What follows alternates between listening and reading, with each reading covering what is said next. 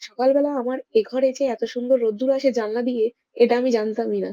তার কারণ সকালবেলা আমি এর আগে কোনদিন এত তাড়াতাড়ি ঘুম থেকে উঠিনি। হ্যালো এভরিওয়ান, আমি সুষমা। আমার মিনি ব্লগে তোমাদের সকলকে স্বাগত জানাই। ওয়ান্স এগেইন আবার একটা র‍্যান্ডম ব্লগ নিয়ে চলে এসেছি। বেশ কিছুদিন হয়ে গেল আমি সকাল, সকাল উঠছি। তোমরা তো সবাই জানো বাবুর সকাল, সকাল স্কুল, তো তার জন্য সকালে ওঠার একটা বড় বেনিফিট হলো সকাল, সকাল সমস্ত কাজবাজ হয়ে যায় আর একটু রেস্ট নিতে পারি। বাবা আজকে বেশ কিছু টাকা দিয়েছিল ওকে ওর বক্সে ভরার জন্য।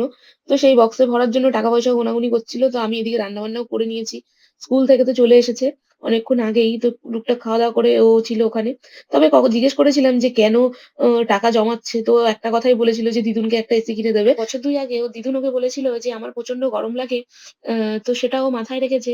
তারপর থেকেই টুকটাক টাকা-পয়সা জমাতো। কিন্তু আমি ওকে যখনই জিজ্ঞেস করতাম ও এই কথাটাই বলত যে দিদুনকে একটা এসি কিনে দিতে হবে।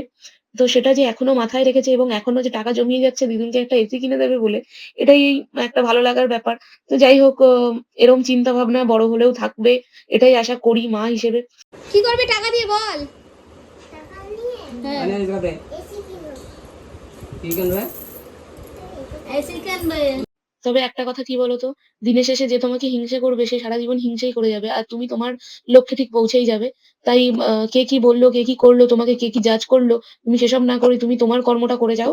আর তোমাকে আর পিছন দিকে ফিরে তাকাতে হবে না। এটা আমি আমার লাইফ দিয়ে ফিল করেছি আর সেটাই তোমাদের সাথে শেয়ার করলাম। যাকগে অনেক কথা বলে ফেললাম। পরে আবার অন্য কথা বলব। প্রতিটা মানুষের লাইফেই না অনেক ওঠা-পড়া থাকে যেগুলো সময়ের সাথে, সাথে মিটে যায়। কিন্তু কিছু মানুষের কিছু কথা সেটা সারা জীবন থেকে যায়। তো যাই হোক, কারোর কথায় কান না দিয়ে তুমি যদি এগিয়ে যেতে পারো তাহলেই তুমি গেনার। নচেৎ তুমি তোমাকে পিষে মেরে দেবে পায়ের তলায়। তবে হ্যাঁ, সবসময় চুপ করে বসে না থেকে কখনো, কখনো প্রোটেস্ট করাটাও খুব দরকার। যাই হোক, আজকের মতো আসি। দেখা হবে অন্য কোনো ব্লগের সাথে। ভালো থেকো সবাই। টাটা।